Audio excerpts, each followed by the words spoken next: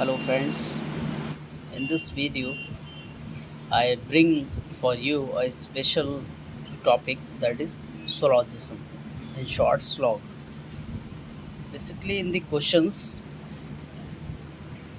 in the exam the question comes from this topic. Basically ये जो slog है वो लॉजिकल रीजनिंग का एक टॉपिक है, वेरी इंपॉर्टेंट टॉपिक है। तो हम लोग आज देखेंगे कि स्लॉग क्या होता है। स्लॉजिज्म में बेसिकली क्या रहता है कि कुछ आर्गूमेंट होती हैं, वो आर्गूमेंट किस किस कारण से होती हैं, किस किस प्रीमाइसेस से होती हैं, और बेस्ड ऑन दैट प्रीमाइसेस क्या क्या कंक्लूजन्स रहते हैं। तो उसके बेस पे इन क्वेश्चंस में क्या रहता है, सम स्टेटमेंट दिए होते हैं, उन्हीं प्रीमाइसेस को हम लोग स्टेटमेंट बोल देते हैं, और सम कंक्लूजन्स भी दिए होते हैं, और बेस्ड ऑन प्रीमाइसेस आपको जो कंक्लूज़न दिए हैं उससे आपको आंसर देना रहता है। तो बेसिकली हम लोग in this part 1 video I will make, basically मैं हर अपने वीडियो में पार्ट 1 वीडियो में सबसे पहले कंसेप्ट को थोड़ा बिल्ड करने की कोशिश करता हूँ कि जिसका अगर लॉजिकल रीजनिंग में जो सॉलोजिज्म अगर जिसको नहीं आता है तो वो बनेगा। ठीक है, तो आप बस ध्यान से सुनिए। आपको इस पार्ट में ऐसा लगेगा कि मुझे मतलब कुछ समझ में नहीं आ रहा है, ऐसा कुछ नहीं है, वो आएगा, क्योंकि इसमें थोड़ा सा जो है वो कंसेप्ट आपको थोड़ा सा सीखना पड़ेगा। इसलिए जैसे फॉर एग्जांपल मैं बताता हूँ, जैसे हम लोग ने मैंने लिख रखा है यहाँ पे concept builder agenda logical reasoning. Basically मान लो हमारे पास दो मान लो दो लोग हैं। ठीक है, मान लो कोई मूवी आई, दंगल पे बात कर लेते हैं। तो इस फर्स्ट पर्सन ने बोला मूवी बहुत अच्छी थी, उसने बोला मूवी इतनी अच्छी नहीं थी, या जो भी है। ठीक है, इसने बोला उसके डायरेक्टर और उसकी जो है और उसका जो वीएफएक्स है ये सब चीज़ें बहुत अच्छी थी। इसने कहा नहीं, इसने कहा देखने चलेंगे, इसने कहा नहीं, इसने कहा मुझे अच्छी लगी, इसने कहा मुझे अच्छी नहीं लगी। ऐसे करके इसके बीच में बेसिकली क्या हुई, आर्गूमेंट्स होने लगी। ठीक है, उन्हीं आर्गूमेंट्स से तो बेसिकली ये आर्गूमेंट्स क्या होती हैं, बेसिकली जो आर्गूमेंट्स होती हैं वो किस वजह से बनी, उसके कुछ कारण, उसके कुछ रीजंस की वजह ये मूवी हिट हुई, उसके कुछ कारण की वजह से ही लोगों को ये मूवी पसंद आई, और उसके जो जो कंक्लूज़न है, जो उसका निष्कर्ष है, और जो उसके प्रीमाइसेस हैं, उस उन दोनों से मिलकर ही हमारी आर्गूमेंट बनी। तो बेसिकली जो आर्गूमेंट होती है वो कुछ नहीं, वो जो जो कारण, जो रीज़न्स होते हैं, किस रीज़न की वजह से, अब किस किस कारण की वजह से ये मूवी हिट हुई। ठीक है, तो उनको हम लोग प्रीमाइसेस बोलेंगे। बेसिकली हमारे क्वेश्चंस में जो है ये प्रीमाइसेस एक स्टेटमेंट के रूप में आती हैं। जैसे यहाँ आर्गूमेंट होती है, आर्गूमेंट बनती है premises plus followed by conclusions. तो प्रीमाइसेस में क्या रहता है, प्रीमाइसेस मतलब कारण। ठीक है, तो बेसिकली इन दिस वीडियो हम लोग देखेंगे डिडक्टिव रीजनिंग। तो डिडक्टिव रीजनिंग भी एक लॉजिकल रीजनिंग का ही पार्ट है, सिलोजिज्म के अंदर ही है, एक छोटी सी हेडिंग। जैसे मान लो मैंने पहला यहाँ पर एग्जांपल लिया, फॉर एग्जांपल आप ऐसे रख सकते हैं, मैंने कहा Ravi is a man. Premises को मैंने P1 ले लिया। ठीक है, P1 में इन्होंने बोला है रवि इज़ अ मैन। दूसरी प्रेमाइस में बोला वो मैन आर बफून। ठीक है, कंक्लूज़न में क्या लिखा है, रवि इज़ अ बफून। क्या मतलब हुआ इसका,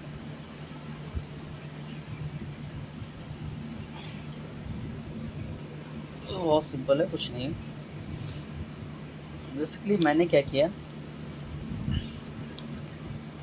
बेसिकली मैं वो यहाँ पे समझता हूँ, मैंने क्या किया, ये जो सर्किल है अंदर वाला, मैंने ये ले लिया रवि। ठीक है, इन्होंने बोला रवि इज़ अ मैन, तो मैंने रवि को कवर्ड कर दिया मैन से। ठीक है, और इन्होंने बोल दिया मैन आर बफून, सारे के साथ मैन जो है वो बफून है। तो बेसिकली बफून मतलब क्या, जोकर। आप ऐसे समझो, हमारे पास पहली प्रेमाइसिस क्या थी, रवि इज़ अ मैन। हमारे पास पहली प्रेमाइसिस क्या थी, रवि इज़ अ मैन। तो बेसिकली मैंने क्या किया, एक गोले में रवि को डिफाइन कर दिया, रवि इज़ अ मैन, तो मैंने आर से रवि को डिफाइन कर दिया, ठीक है। और दूसरी प्रमाइस थी मैन और बफून, तो मैंने ये मैन का ले लिया, ठीक है, एम से। और कंक्लूज़न में क्या बोला, रवि इज़ अ बफून, तो उसने जो है रवि को ही बफून बोल दिया, ठीक है, तो बी से मैंने बफून ले लिया। तो अगर मैं चाहूँ तो इस रवि को मैं 1-2 से डिनोट कर सकता हूँ, क्योंकि स्टेटमेंट में क्या था, मैन और बफून, तो मैं इसको मैन को मैन में मैं 3 भी ले सकता हूँ ना, बफून में मैं 4 ले लूँ, कोई दिक्कत नहीं। अगर आपको मतलब समझ में नहीं आ रहा तो आएगा, वो कोई दिक्कत नहीं। Basically in this in the syllogism हम लोग क्या करते हैं, हम लोग जो है एटलीस्ट वाले केस को ड्रॉ करते हैं, ठीक है, लेकिन हमें एक्सट्रीम पता होना चाहिए। जैसे मान लो फॉर एग्जांपल इसका एक्सट्रीम केस क्या हो सकता है, जैसे ये बोल दिया जाए, जैसे मान लो मैंने नंबर डिफाइन कर लिया 1-2, रवि मैन बफून सब ओवरलैप कर जाएं, ये इसका एक्सट्रीम केस हो गया। अगर मैं इसको सेट थ्योरी में ऐसे ड्रॉ करूँगा, तो मैंने सेट थ्योरी इसीलिए पहले सेट थ्योरी का पार्ट करा दिया था अपने सेट थ्योरी वाले वीडियोस में, ताकि आप लोग को थोड़ा थोड़ा सिलोजिज्म का जो समझने का जो क्वेश्चन करने का जो तरीका है थोड़ा सा डिफरेंट है। और तरीके से में क्या रहता है, थोड़ा फार्मूलाज रहते हैं, लेकिन इसमें ऐसा नहीं रहता, इसलिए लोगों की समझ में नहीं आता, ठीक है। तो बेसिकली इसमें क्या रहता है, डिडक्टिव जो रीजनिंग है, डिडक्टिव रीजनिंग में हम लोग एक जहाँ पर आउटकम में कोई डाउट ना हो, जहाँ पर there is no ambiguity, there is no doubt, ठीक है, तो हम लोग उसको बोलते हैं deductive reasoning. Basically for example अगर मैं ले लेता हूँ यहाँ पे, फॉर एग्जांपल मैं जैसे रवि है, रवि को मैंने क्या लिया था, 1-2 ले लिया था, ठीक है। मैन को मैंने 1-2-3 लिया था, जैसे डायग्राम में जैसे ड्रॉ है ना, 1-2-3, तो बारिश हो गई तो कीड़े आ, ठीक है। और उसके बाद बफून को मैंने ले लिया था 1-2-3-4 ले लिया था, ठीक है। तो बेसिकली देखो, अगर आप नोट करना चाहो तो आप नोट इससे कर सकते हैं, प्रॉपर नोट्स है मेरे पास, ठीक है, मैंने बनाया हुआ है मेरी राइटिंग में, तो आप इससे लिख सकते हैं। लेकिन अभी क्या मैं आपको कंसेप्ट बन रहा हूँ, इसमें ऐसा कुछ नहीं है, तो वो क्वेश्चंस में बनाने को ऐसा नहीं है, मैं क्वेश्चंस आपसे डायरेक्ट करा दूँ, आप क्वेश्चन कर लेंगे। लेकिन अब जो अगर आपका कंसेप्ट अच्छा होगा ना, तो आप क्वेश्चन कितना भी घुमा दे आपसे बनेगा, ठीक है। उसके बाद हम लोग जो है आगे बढ़ते हैं, ठीक है। जैसे हम लोग डिडक्टिव रीजनिंग देख लिया। डिडक्टिव रीजनिंग में क्या रहता है बेसिकली, हाँ, अब लोग there is no doubt, there is no ambiguity, ठीक है। उसके बाद जैसे आता है हम लोग का, उसके बाद जैसे इंडक्टिव रीजनिंग आती है। इंडक्टिव रीजनिंग में क्या है बेसिकली,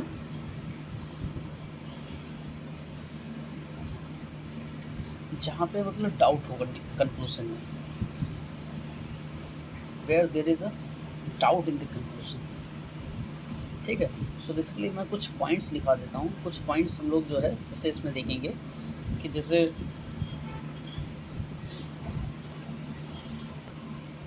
ठीक है, कुछ टेक अवेज हैं वो आप जो है देखें। तो आप पहली हेडिंग डालिए टाइप्स ऑफ प्रीमाइसेस, जो प्रीमाइसेस किस टाइप से आती हैं क्वेश्चंस में, वो हम लोग देखेंगे। तो टाइप्स ऑफ प्रीमाइसेस में जो फर्स्ट प्रीमाइस है, दैट इज़ फर्स्ट है, क्या है बेसिकली इनमें क्या रहता है, कुछ एस टाइप से रहती है, ऑल एक्स इज़ और आर वाई। यहाँ पे ग्रामर इतना मैटर नहीं करती है, अगर ऑल एक्स आर वाई लिखा है तो भी ठीक है, ऑल एक्स इज़ वाई लिखा है तो भी ठीक है, और इसी को ऐसे भी बोलते हैं एक्स इज़ आर वाई, ठीक है। तो बेसिकली यहाँ पे क्या बोला, ऑल एक्स इज़ और आर वाई, मतलब जो एक्स है,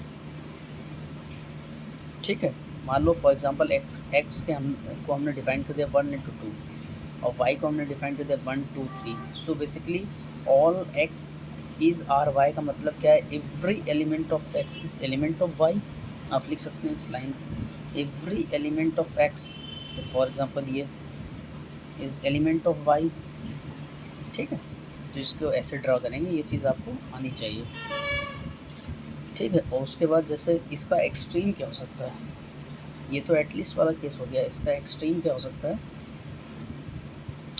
देखो क्वेश्चन हमेशा जो है एटलीस्ट सही आएगा, लेकिन आपको एक्सट्रीम केस पता होना चाहिए। एक्सट्रीम क्या केस क्या हो सकता है, x is equals to y. कैसे, मान लो एक्स और वाई जो है हमको डिफाइंड हो कुछ ऐसे, ठीक है। स्लॉजिज्म एटलीस्ट का नाम है, लेकिन आपको एक्सट्रीम पता होना चाहिए, ठीक है।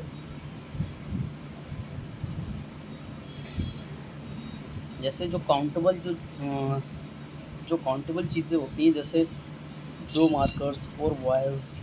अनकाउंटेबल में जैसे आ जाती है, कप ऑफ टी बोल दिया या मनी बोल दिया, मनी इज़ ऑल्सो अनकाउंटेबल, ठीक है। दूसरी परमाइश डाली है, सेकंड परमाइश हम लोग देखेंगे। सेकंड परमाइश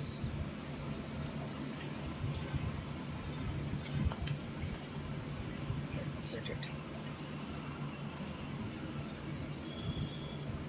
ठीक है। सेकंड परमाइश डालो, टाइप्स ऑफ परमाइसेस। फर्स्ट क्या थी, all x are Y.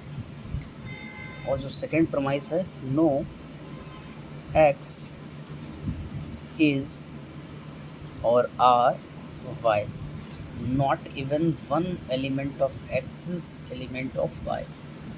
X का कोई भी एलिमेंट वाई का एलिमेंट नहीं होना चाहिए। दिस इज ऐसे ड्रॉ कर सकते हैं ना इसको, मैं यहाँ पे लिख सकता हूँ एक्स 1 और 2 है, तो वाई के पास 1 और 2 तो नहीं होगा, कुछ दूसरे एलिमेंट होंगे, तभी तो ये जुड़े नहीं है ना आपस में, ठीक है। तो बेसिकली क्या रहता है, जैसे सिलोजिज्म में बेसिकली अगर आप प्रीमाइसेस थोड़ी सीख लें ना, वो मतलब आप क्वेश्चंस आराम से बनेंगे, बहुत इजीली बनेंगे आपसे, बहुत ही इजीली। बेसिकली इसमें क्या रहता है, जैसे फॉर एग्जांपल जैसे आप जैसे जो पॉइंट नोट्स करेंगे ना, जैसे मैंने क्या लिखा था, ऑल एक्स इज़ और are y, all x is और आर वाई, जो हमारी पहली परमाइश थी। Basically all x are y. दूसरी परमाइश मैंने क्या लिखी, नो एक्स इज़ और are y, no x is और आर वाई। तो आपने ऐसे बना दिया, ठीक है। Not even one element of x is element of y, ठीक है। उसके बाद तीसरी परमाइश है हमारी, अभी हम लोग क्या है कंसेप्ट बना रहे हैं, तो अभी आपको ऐसा ना लगे, अभी आपको ऐसा लग रहा होगा कुछ समझ में नहीं आ रहा है क्या बता रहे हैं ये, तो अभी अगर आपको ऐसा लग रहा है तो इट्स ओके, ठीक है। तीसरी परमाइश जो है हमारी, वो नोट करिए आप, सम एक्स इज़ और आर वाई। इसका मतलब क्या है, सम एक बहुत मैजिकल वर्ड है। सम का मतलब होता है कुछ, कुछ का मतलब है मोर देन इक्वल टू 0, वो more than equal to 1। Some x is are y मतलब कोई ना कोई एक एलिमेंट तो है एक्स के पास या वाई के पास जो एक दूसरे में काम है। Here is x, here is a y, ठीक है। मान लो एक्स का एलिमेंट हो गया ये 1 2 3, वाई का एलिमेंट हो गया ये 3 से कॉमन हो गया, तो यहाँ 3 आ गया, तो बिल्कुल सेट थ्योरी की तरह ही है, ठीक है। तो बेसिकली जो है हमने 3 प्रेमाइसेस बता दिए आपको। पहली क्या थी, ऑल एक्स इज और आर वाई, ठीक है, no x is y, some x is और आर वाई, ठीक है। तो basically based on that premises हमारे पास क्वेश्चंस आते हैं। जो क्वेश्चंस किस टाइप के होते हैं वो हम लोग देखेंगे, ठीक है। लेकिन उससे पहले आपको एक छोटा सा एग्जांपल बताते हैं, फिर हम लोग क्वेश्चंस देखते हैं। जैसे कुछ एग्जांपल कुछ इस तरीके से, जैसे स्टेटमेंट उसने दे दिए, जैसे बोल दिया सम कार्स आर ट्रक, जैसे एग्जांपल्स में इन्होंने बोल दिया सम कार है, ठीक है, सम कार्स आर ट्रक। ये पहला, ये स्टेटमेंट्स मतलब क्या है, ये प्रीमाइसेस हैं, ठीक है, या स्टेटमेंट में बोल दूँ उसको।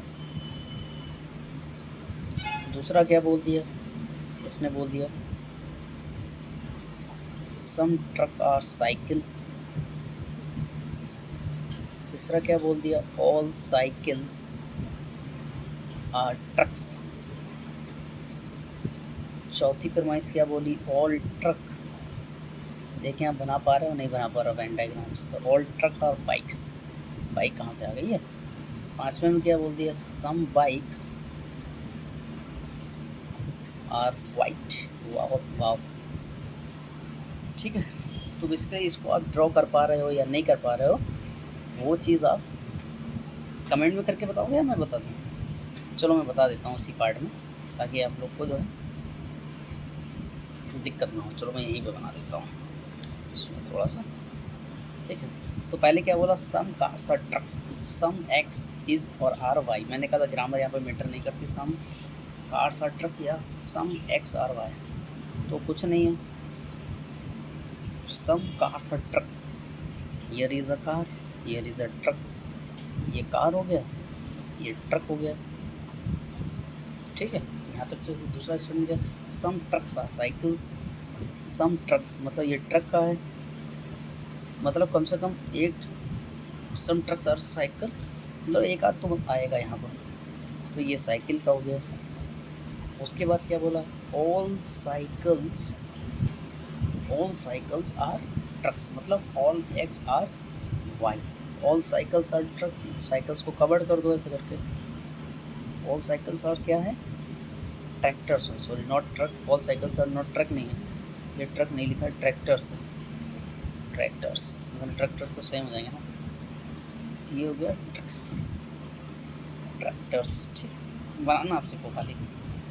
उसके बाद एक स्टेटमेंट बोला, ऑल, ये ट्रैक्टर्स है यार, ऑल ट्रैक्टर्स, ठीक है। ऑल ट्रैक्टर्स आर बाइक, ये ऑल ट्रैक्टर्स आर बाइक।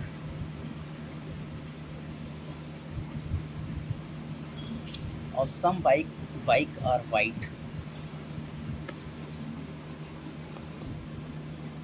तो बना लोगे, कुछ कठिन था, कुछ कठिन है। तो बेसिकली अगर आप ये छोटा सा डायग्राम प्रैक्टिस करेंगे, बनाने लगेंगे, basically in this part 2 video